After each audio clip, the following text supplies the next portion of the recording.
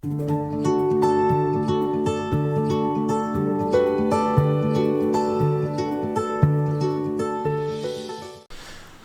everyone. So, this one slightly depressing, but not really much of a shocker.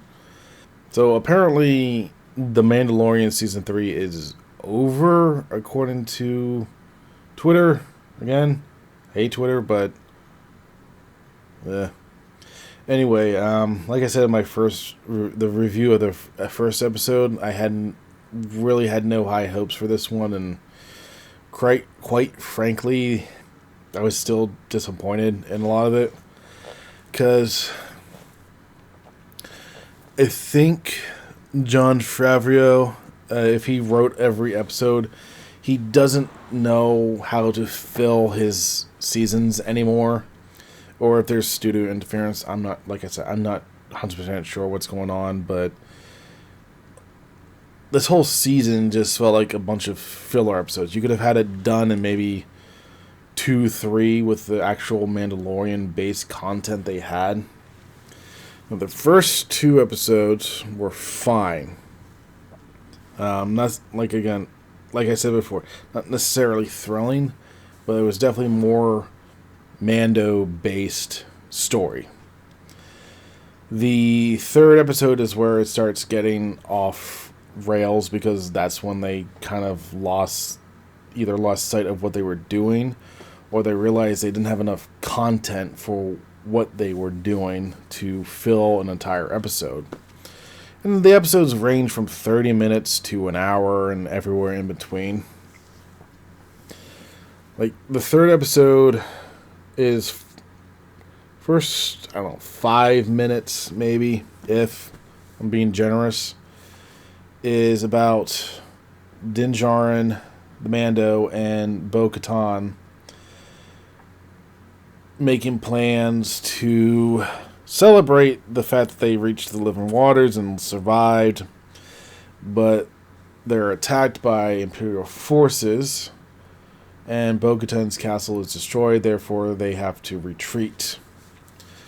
And then the last, 2 minutes, they reach the relocated coven in the first episode, where both of them are reaccepted into the cult's culture.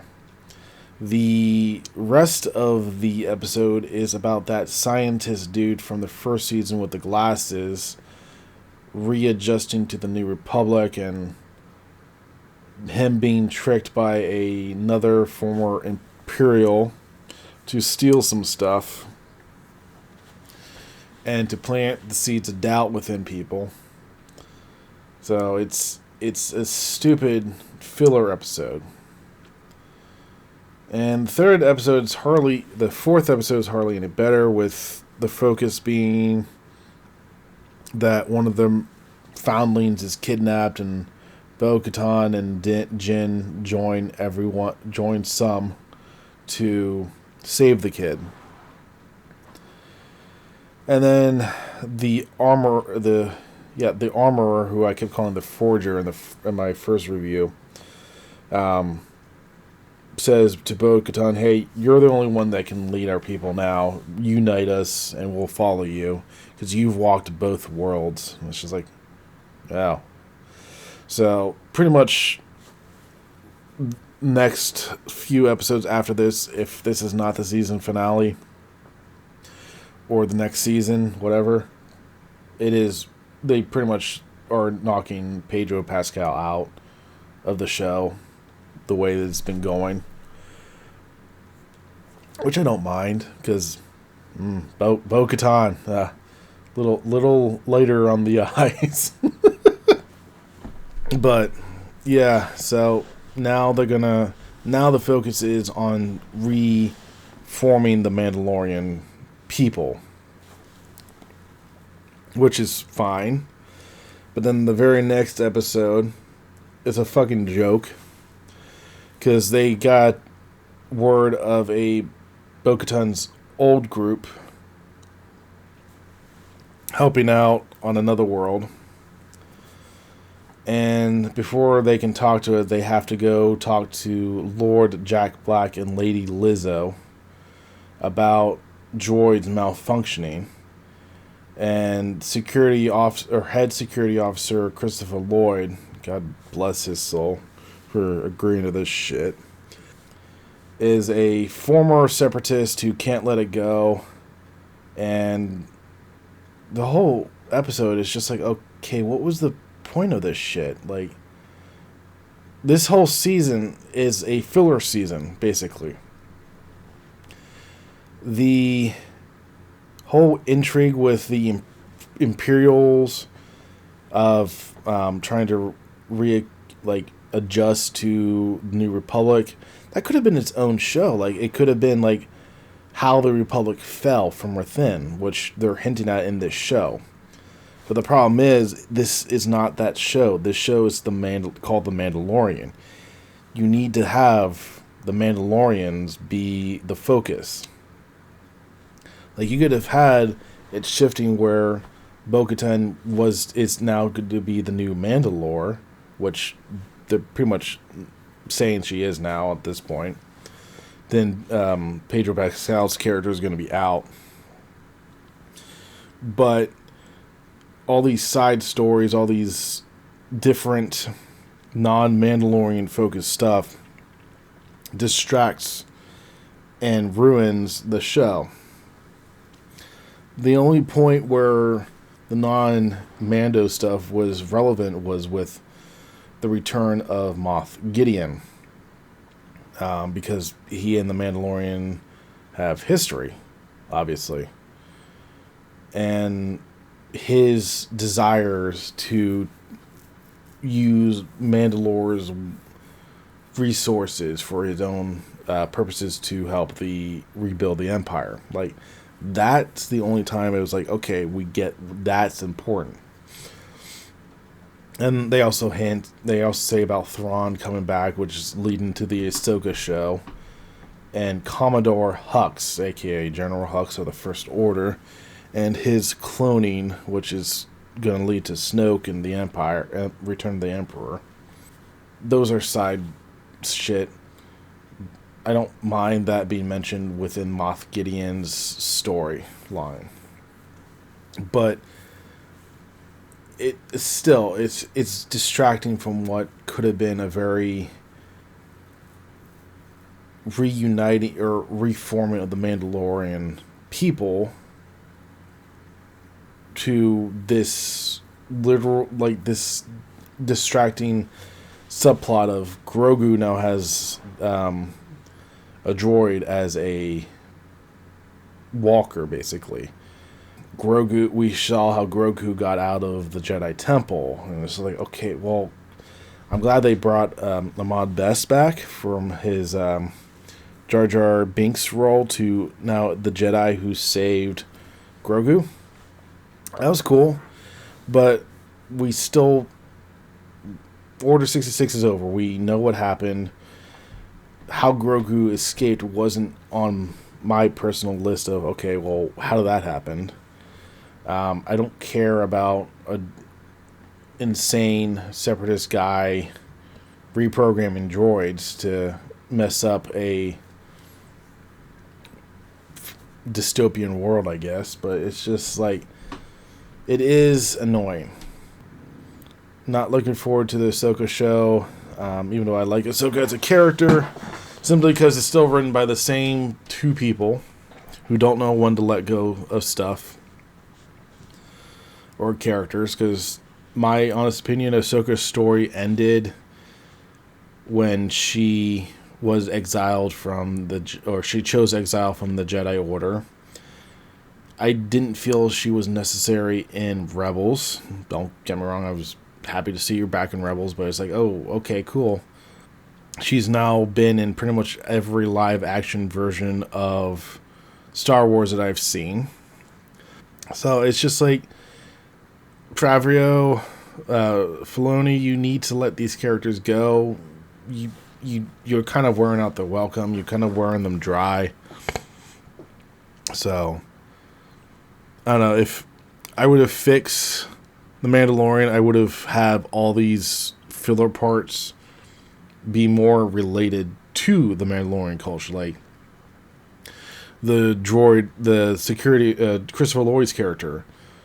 Like, what if the droids were gonna being enmasked and gonna attack the Mandalorians that were on that planet because he couldn't let go of the war, the Clone Wars? Or what if Jack Black, who was a former Imperial, saw the Mandalorians as a threat still and ordered Christopher Lloyd to reprogram the droids or something like that? Like, it could have been like, your people offend me, or Christopher Lloyd didn't like the fact that this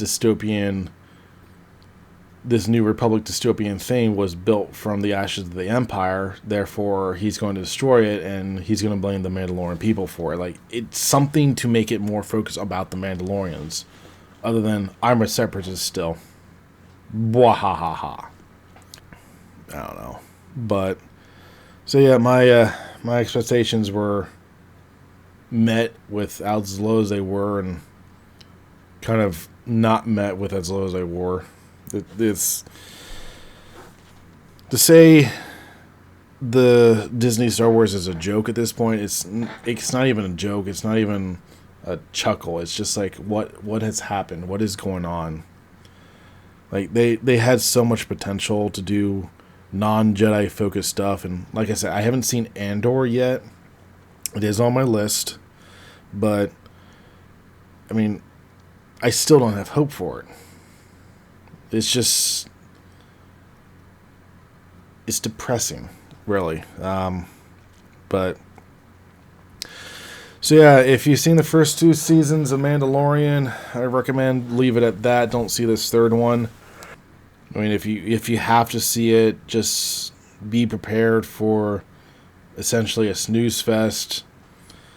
So yeah, thank you guys for listening, and I'll talk to you later. See ya.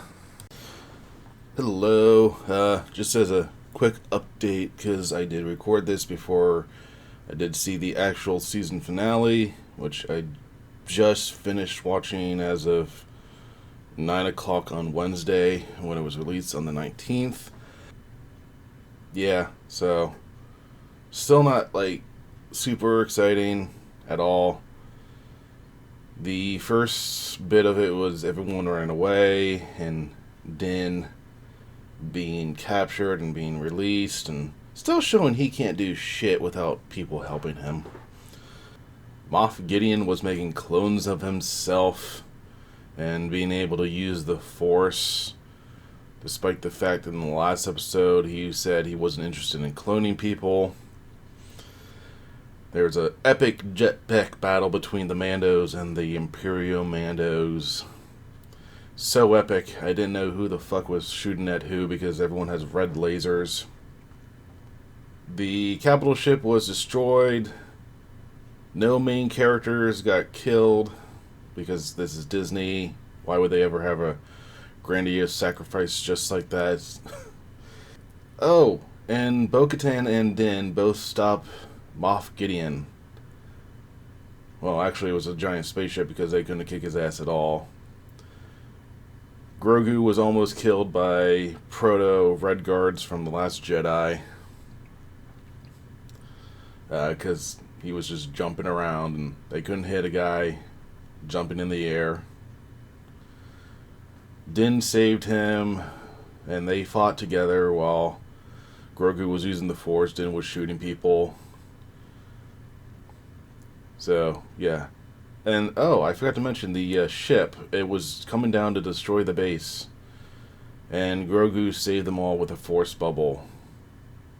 Because, you know, Bo-Katan was going to protect them both with a 2-inch shield that she has on her wrist, too. It ended very Disney-like, very happy ending for the Mandalorians. They reclaimed the home world. Till next season. And then Din adopted Grogu. And now he's going to take him on his adventures as his apprentice. And on Novara, he got a cabin. Yes, Yes, he has a cabin. Uh, so yeah, this season wasn't very great. The best part of the season, I think, was during the episode called "The Pirate" or "Pirates" or whatever, when the Mandalorian showed like actual like SWAT techniques after being after dropping in.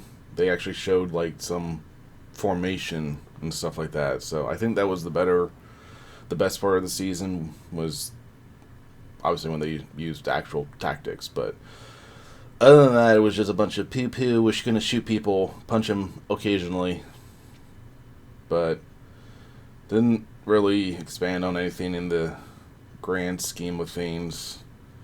The whole a lot of the seasons, yeah, a lot of the episodes felt like filler episodes for the season because there's not much to write down. And the fact that the runtimes go from anywhere from 24 minutes, including credits, which are like 6 minutes long, to an hour, tells you that they really didn't have much of a base story to begin with, so they had to add a whole bunch of other crap to it. And as I said earlier about the episodes doing that, so yeah, this season could have been a lot shorter. A lot of unnecessary fat could have been trimmed, but I don't know what to expect anymore from Disney Star Wars. So, yeah, that's it for season 3. So, I'll talk to you guys later. Yeah, I'll talk to you guys later. See ya.